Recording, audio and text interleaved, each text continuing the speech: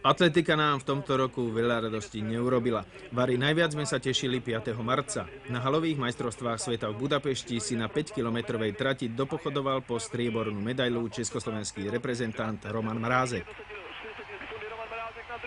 Rovnaké umiestnenie si vybojoval aj na halových majstrovstvách Európy v Hágu, štvrtý bol vo svetovom pohári v Barcelone na 20 km. Na mítingu Pravda televízia Slovnaft vytvoril najlepší svetový výkon v pôdzi na 5 km. A tak sa po zásluhe stal najlepším atlétom Československa za rok 1989. Druhé miesto v ankete, ktoré výsledky vyhlásili včera večer v Banskej Bystrici, obsadil prekážkar Jozef Kucej, tretie oštepár Jan Železný. Poradie na ďalších miestach Mikuláš, Peterková, Hudec, Podracka, Rufíni, Blažek a Valent. Cieľ aspoň pre najbližšiu sezónu? Tak na halovém mistrovství Evropy bych chtěl získat jednu medaili, a to rovnou zlatou, protože stříbrných medailí už mám dost.